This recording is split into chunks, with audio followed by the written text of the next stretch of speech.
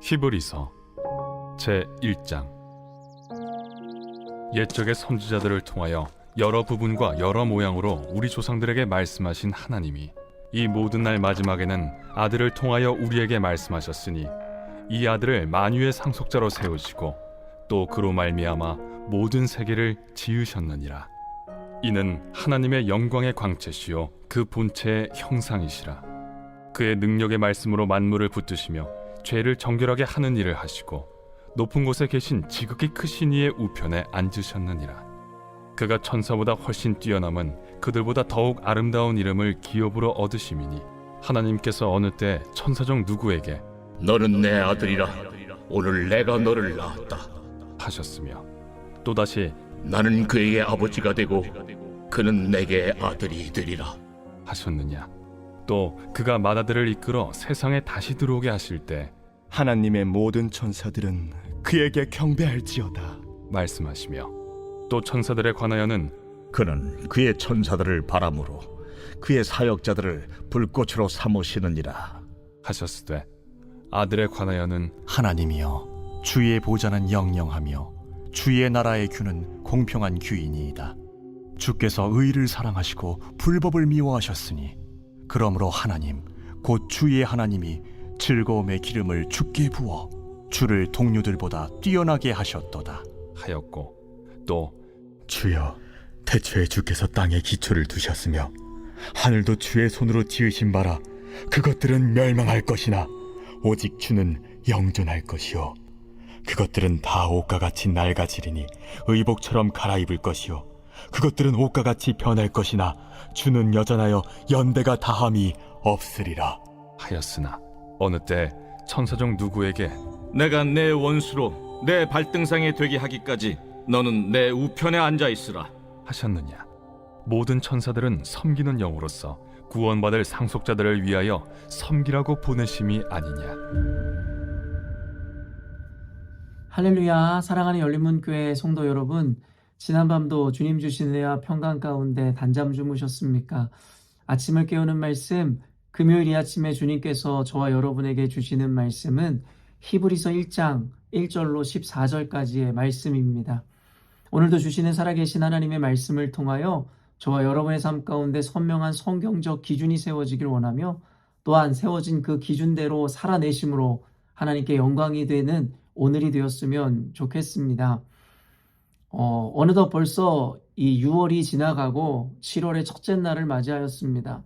언젠가도 이야기한 바와 같이 매달 초마다 우리는 하나님 앞에서의 마음을 다잡고 다시금 목적을 새롭게 하는 시간을 가지면 어떨까 여러분에게 나누었던 기억이 있습니다.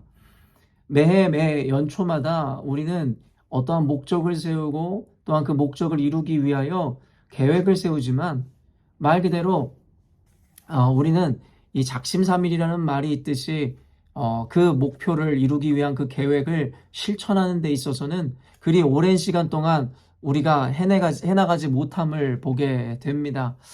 그렇기 때문에 우리가 실패하였노라고 하여 그것으로 포기하는 것이 아니라 7.8기의 정신으로 넘어질 때마다 다시금 목표하여 일어나고 다시금 계획하여 목적한 바를 이루기까지 전진하는 것, 그러기 위해서 매 달마다 첫째 날을 맞이할 때마다 다시금 그 연초에 세웠던 목표를 상기하고 그리고 다시금의 새로운 계획과 마음가짐으로 그 세웠던 목표를 이뤄내시면 어떨까라는 생각이 듭니다. 그런 의미에서 7월 첫째 날을 맞이하는 오늘 여러분이 연초에 세웠던 계획들 그리고 하나님 앞에서 세웠던 그 목표들을 이루기까지 다시금 마음을 다잡고 다시금 하나님 앞에 나아가는 여러분이 되었으면 좋겠습니다.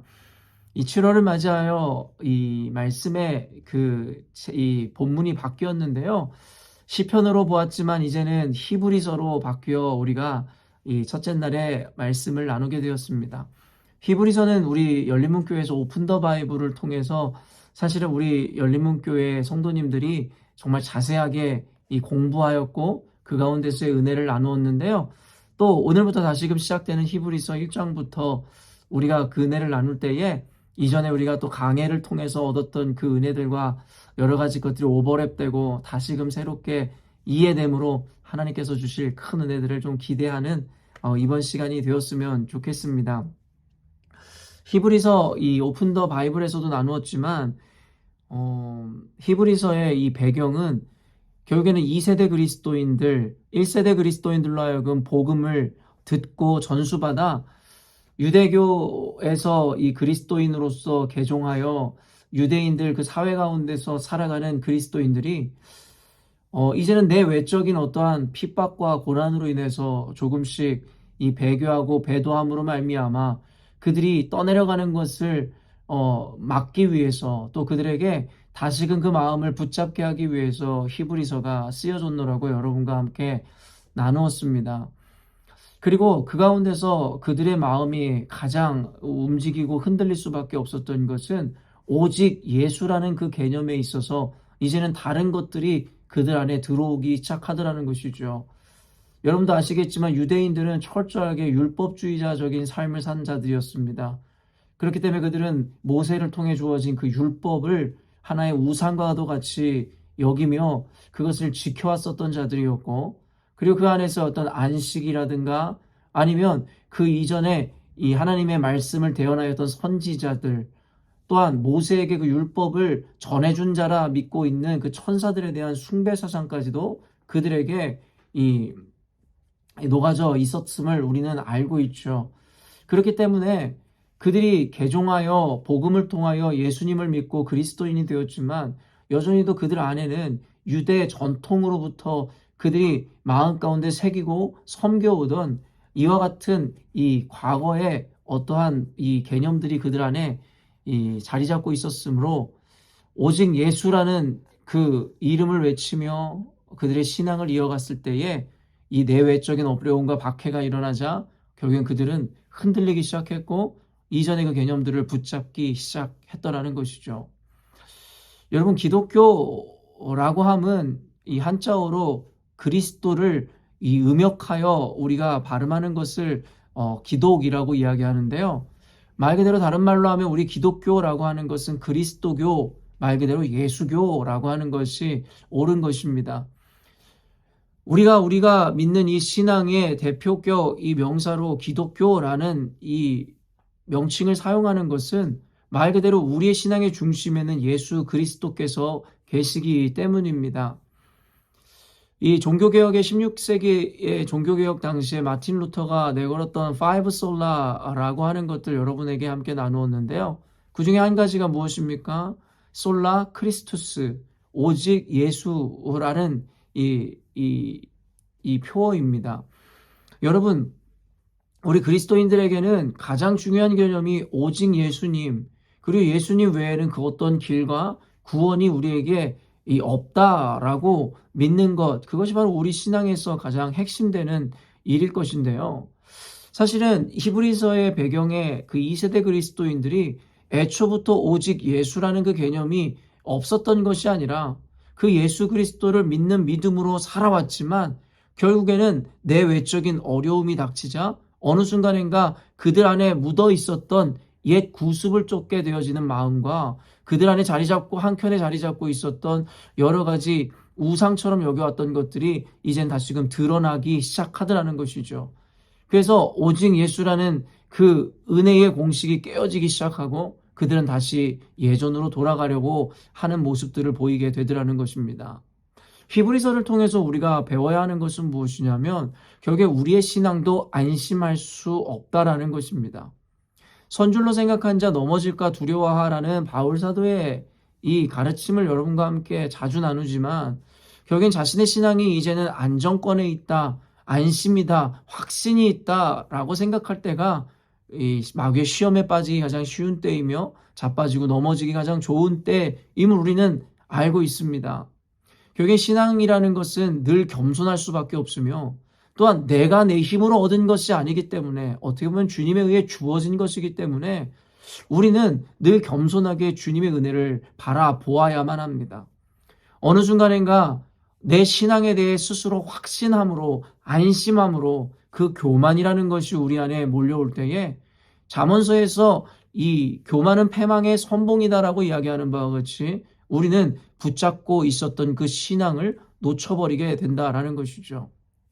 히브리서에 등장하는 지금 배교하고 배도하며 그리고 흘러 떠내려가는 자들과 같은 2세대 그리스도인들이 애초부터 그렇게 믿음이 약하거나 헌신이 없었던 자가 아니었음에 대해서 히브리서 전체는 이야기하고 있습니다. 그들의 재물을 빼앗기고 그들이 어떠한 이 피해를 보는 이 가운데서도 그들은 열심으로 예수를 붙잡았고 그리고 수많은 사람들에게 사랑으로 그리스도를 전하였음에 대해서 히브리서는 증거하고 있습니다. 그들의 신앙이 결코 우리보다 못하였기 때문에 지금 이와 같이 시험에 들고 흔들리는 것이 아니라 결국에는 잠깐 그 마음의 기준을 놓아버리고 예수님을 붙잡았었던 그 믿음이 흔들리는 순간 결국에는 이 떠내려가는 배와 같이 결국에는 우리의 신앙도 흩어지게 되더라는 것입니다. 그렇기 때문에 저와 여러분은 이 히브리서를 통해서 1차적으로 우리 신앙이 늘 겸손함으로 하나님을 바라보는 하나의 모습이어야겠다라는 생각을 해야 하며 스스로의 신앙이 이제는 안정권에 있고 스스로 어떤 확신이라는 가운데 있는 자들이 있다면 지금이야말로 하나님 앞에 더욱더 엎드려 주의 은혜를 구해야 되는 시점임을 먼저 깨달아야 할 줄로 믿습니다. 오늘 본문에는 그래서 시작부터 천사보다 뛰어난 예수님에 대해서 이야기하고 있는데요. 그 이전에 1절 보면 옛적의 선지자들을 통하여 여러 부분과 여러 모양으로 우리 조상들에게 말씀하신 하나님이 이 모든 날 마지막에는 아들을 통하여 우리에게 말씀하셨으니 이 아들을 만유의 상속자로 세우시고 또 그로 말미암아 모든 세계를 지으셨느니라. 히브리서를 공부하신 우리 모든 분들은 아시겠지만 결국엔 구약시대에는 하나님께서는 대언자로 선지자들을 세우셨고 하나님의 말씀을 선지자들을 통하여 이스라엘 백성들에게 전해주는 구조로 하나님의 말씀을 나타냈음을 여러분은 알고 계십니다. 그러나 신약시대에 하나님이시자 말씀 그 자체인 예수 그리스도께서 이 땅에 오심으로 말미암아 우리에겐 이제는 선지자라는 대언자가 필요한 것이 아니라 이제 예수님과 함께 직접적인 대화와 그리고 그의 말씀을 직접 들을 수 있는 특권과 은혜를 누리게 되었다는 것입니다. 아까도 이야기했지만 우리는 예수교라 이야기하고 그리스도교라 이야기해도 과언이 아닐 정도로 우리 신앙의 중심에는 오직 예수님이 계시며 성경이라는 것은 신구약 모두 예수 그리스도를 중심으로 쓰여진 책임을 우리는 알고 있습니다. 구약은 예수 그리스도의 예표이며 그리고 구약에 등장하는 선지자이며 모든 인물들, 모든 가르침들이 결국에는 예수 그리스도의 그림자라 여러분에게 이야기했습니다. 그 말인즉슨 완성이신 예수님이 오시기까지 우리 그리스도인들을 이스라엘 백성을 준비시키는 것이 바로 구약에서의 이 과정이었음을 성경은 분명히 이야기한다라는 것입니다. 그렇기 때문에 예수 그리스도께서 오심으로 우리에게는 불완전했던 선지자의 가르침이나 불완전했던 어떤 구약시대에서의 어떠한 이 형태와 모양이 아니라 이제는 완성자이신 예수님으로 말미암아 불완전했었던 모든 것이 완전함으로 나타나게 되었다라는 것이죠. 그렇기 때문에 우리는 오직 예수님을 외칠 수 있는 것입니다. 왜냐하면 예수님 외에는 그 어떤 완전도 없고 예수님께서는 이미 오심으로 말미암아 우리에게 완전한 것, 영원한 것을 허락하셨기 때문입니다. 그러나 이 이후에 나오는 이 메시지들을 통해서도 아시겠지만 선지자를 비롯하여 유대인들은 천사 숭배 사상을 가지고 있었기에 그들의 마음에 이 다시금의 확신으로 돌리기 위해서 히브리서 기자는 오직 예수님을 그리고 예수님의 우월하심을 그들에게 나타낼 수밖에 없었으며 또한 하나하나 이제 다음날 내일 또 계속되어지는 히브리서 말씀을 통해 나누겠지만 결국에는 어떻습니까? 그들이 우상처럼 붙잡고 있었던 모든 율법적 개념들을 나열하며 그 모든 것보다 뛰어나신 완성자이신 예수님을 나타내기 시작하더라는 것입니다. 오늘 이 말씀을 통해서 우리가 좀 깨달아야 하는 것은 무엇이냐면 우리가 신앙생활로 인해서 결국에는 끝까지 승리하고 구원을 누리는 신앙인으로서 나아가기 위해서는 오직 예수님을 붙들고자 하는 그 믿음을 놓지 않아야 된다는 적용입니다. 이 영상을 보는 여러분들 모두가 오직 예수님이라는 이 개념을 모르시는 분들이 어디 있겠습니까? 그러나 아까도 이야기한 바와 같이 당시의 2세대 그리스도인들도 오직 예수님을 붙들고 여기까지 온 자들이었습니다.